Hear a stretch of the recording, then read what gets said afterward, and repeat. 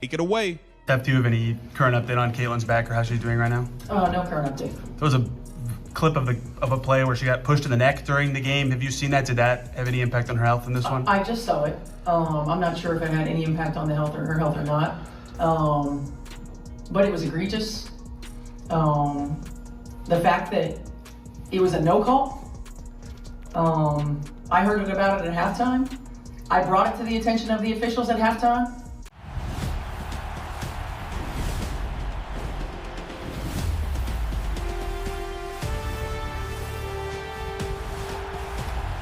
Stephanie White just saw a clip of Alyssa Thomas pushing Caitlin Clark in the throat.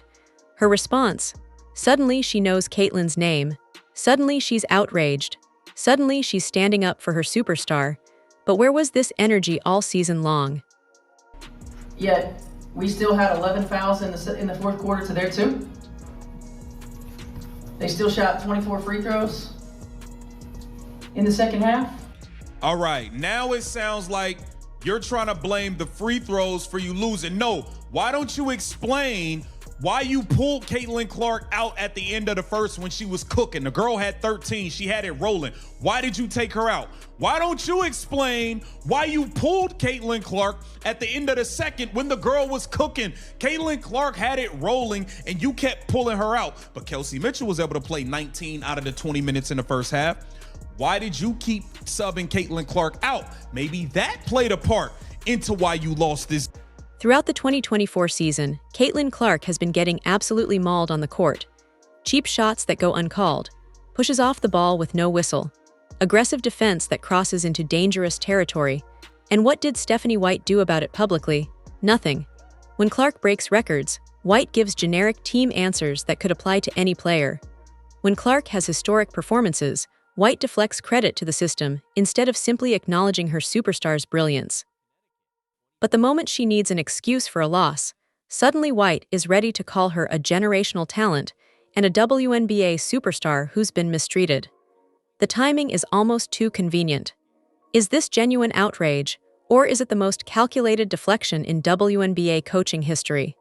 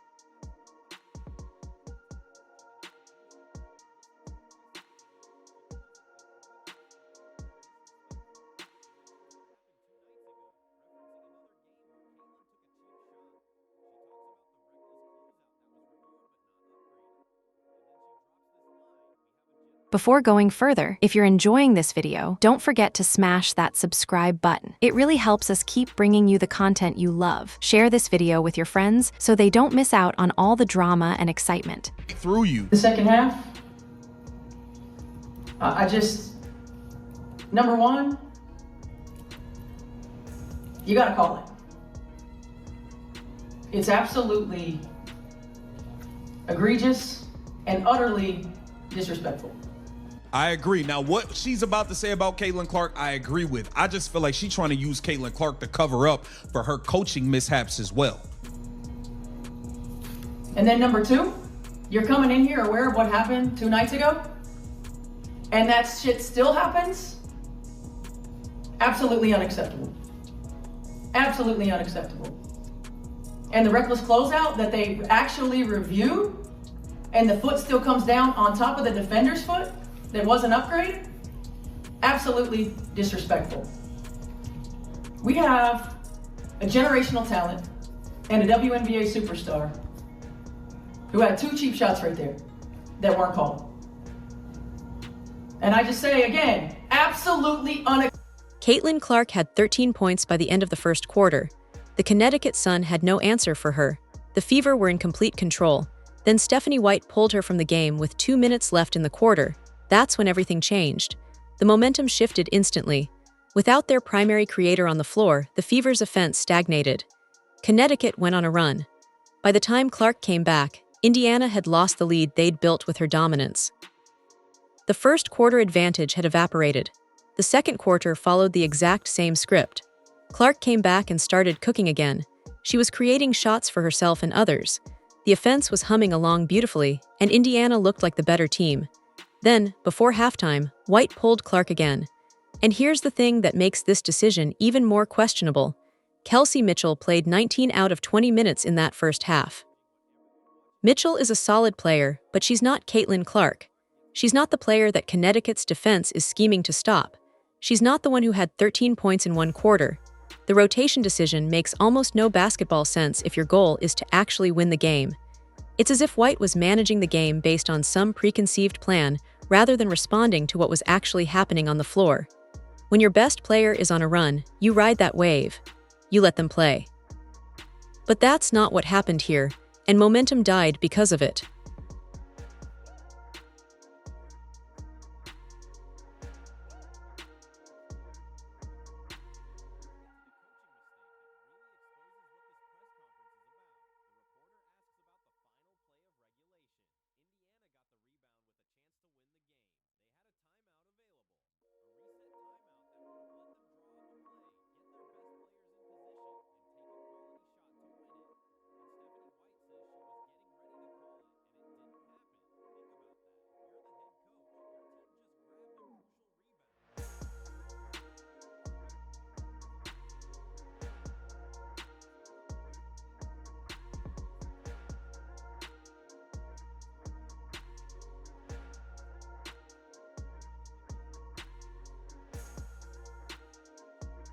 Officiated going forward? I mean, we spent all offseason looking at officiating. All offseason. And I still say the one thing that we keep asking for is consistency. She is not called the same way everybody else is called.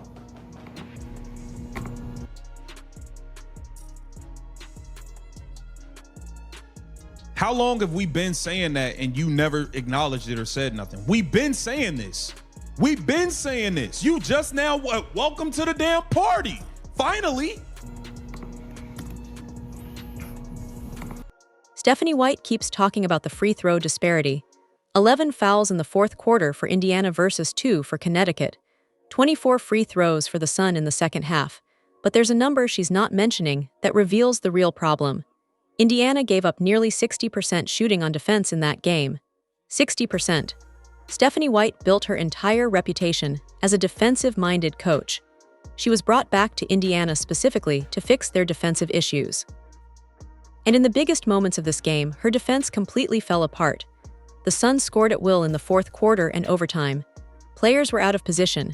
Rotations were late. Help defense was non-existent. Connecticut executed their offense with barely any resistance.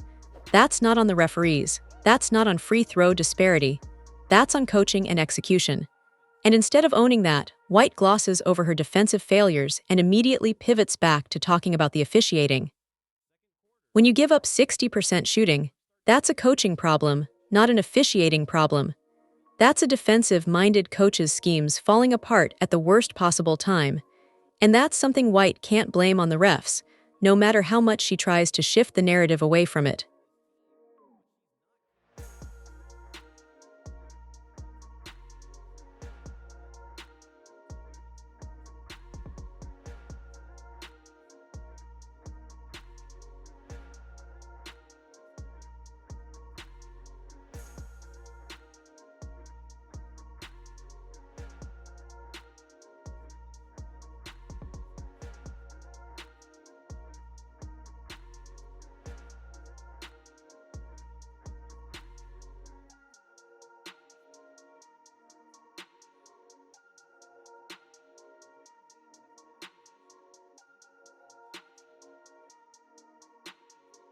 About it at halftime. I brought it to the attention of the officials at halftime. yet we still had 11 fouls in the fourth quarter to their 2. They still shot 24 free throws. You're going to talk about that, the free throws. Okay, you gave up nearly 60% shooting on defense. You're supposed to be a defensive coach. You're trying to use Caitlin Clark's situation to cover up for that. You're trying to use Caitlin Clark's situation to cover up for that. You chose to run 5-6 straight plays for Kelsey Mitchell when Caitlin Clark is cooking. You trying to cover up for that. Come on now. I see right. When Caitlin Clark breaks records, what does Stephanie White say? Generic team answers. When Clark has historic performances, what's the response? Deflection to the system. But when White needs to explain a loss, suddenly everything changes completely. Suddenly Clark is a generational talent. Suddenly she's a WNBA superstar. Suddenly White is her fiercest advocate, calling the physical play against her egregious and utterly disrespectful. The timing is incredibly convenient. White spent the entire season avoiding saying Caitlin's name when she accomplishes something positive. But now, when she needs an explanation for a loss, now she's ready to go to battle for her. The contrast is staggering, and it's not lost on anyone watching closely. A true believer in a generational talent would celebrate her publicly when she's breaking records and historic performances. A true believer would have something to say about her accomplishments beyond deflection to systems and teams. But Stephanie White isn't doing that. She's only defending Caitlin when it serves a narrative that explains away a loss. The hypocrisy is staggering. White avoids crediting Clark publicly for accomplishments, but uses her as an excuse for losses. That's not how great coaches treat their generational talents. That's how coaches use superstars as convenient narrative devices when they need them to be.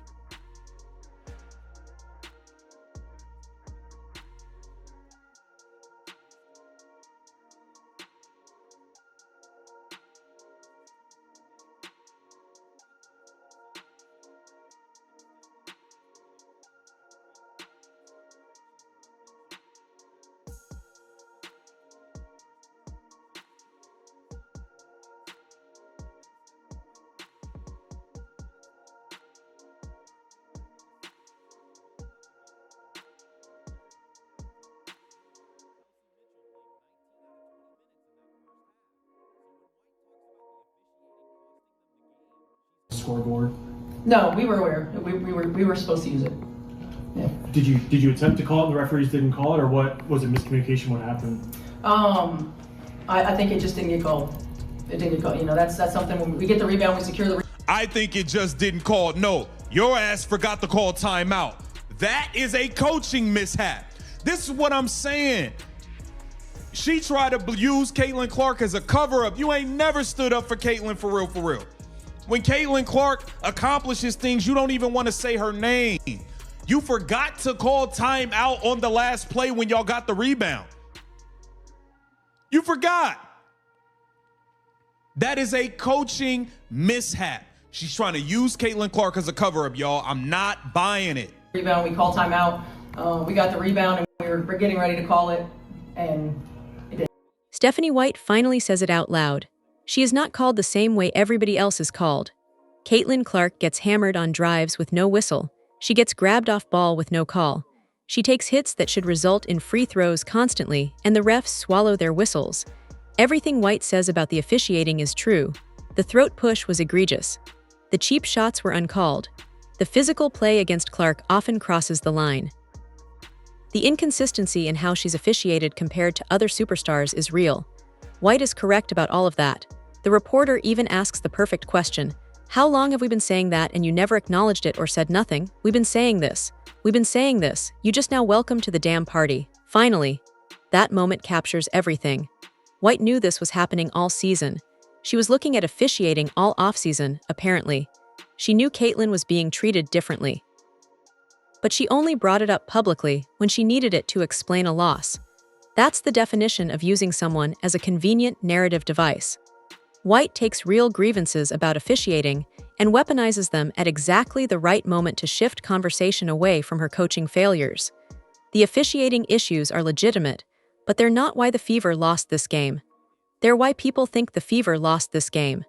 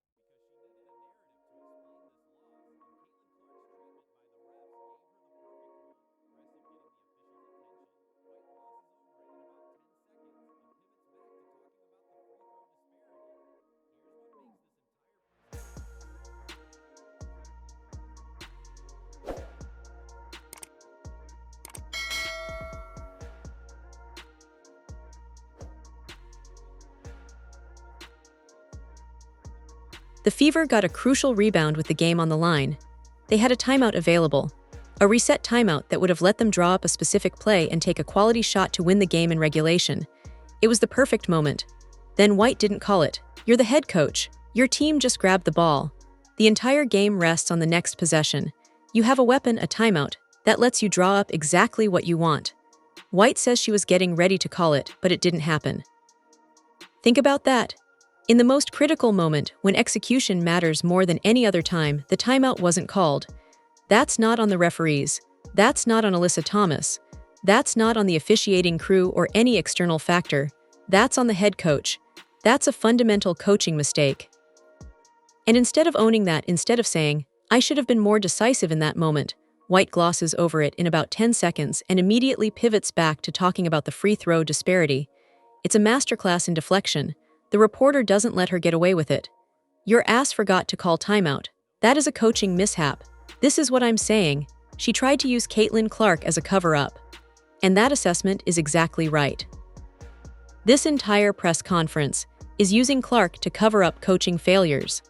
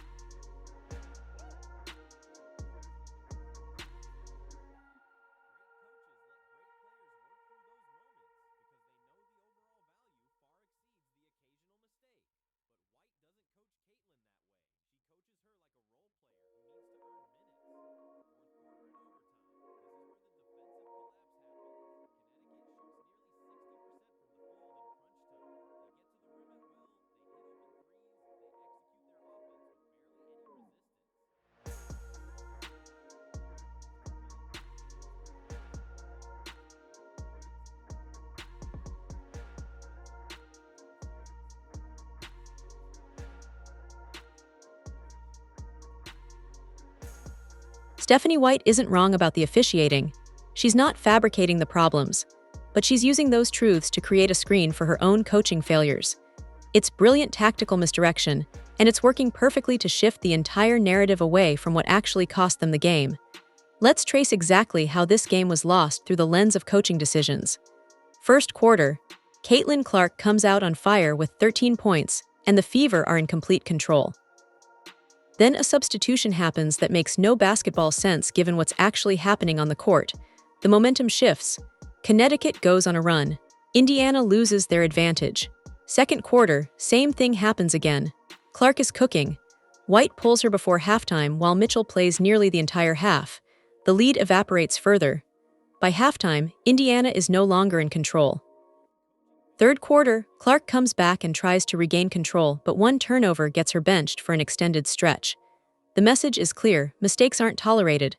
Fourth quarter and overtime, Connecticut shoots 60%. They score at will. The schemes don't work. The adjustments aren't made. That's coaching.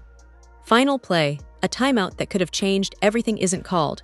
Instead of owning these moments, White uses the very real officiating problems to explain the loss entirely. She takes legitimate issues and weaponizes them brilliantly to shift spotlight away from her own decisions and failures in the most critical moments.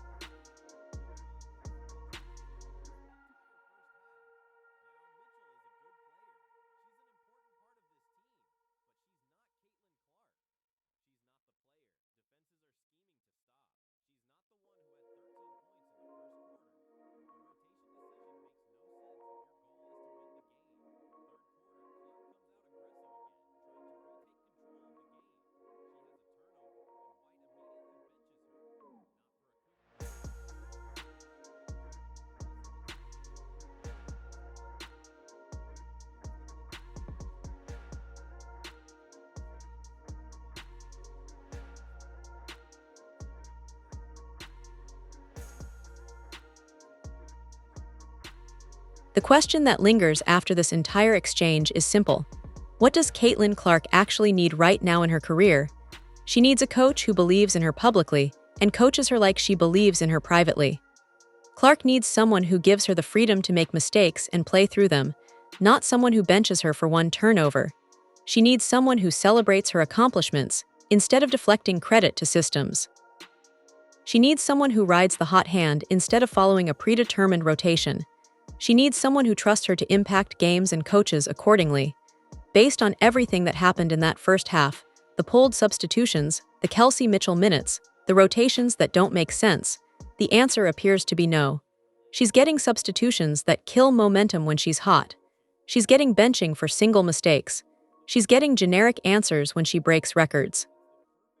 And then when it's convenient, she's getting used as the centerpiece of an explanation for losses. That's a double squeeze happening right in front of everyone. A superstar needs to know her coach believes in her not just when defending her to the media, but every single night on the court. That's what cost the Fever this game. That's what will cost them games going forward if nothing changes. Caitlin Clark is being let down not just by officials, but by her own coach. And that's the real tragedy of this loss.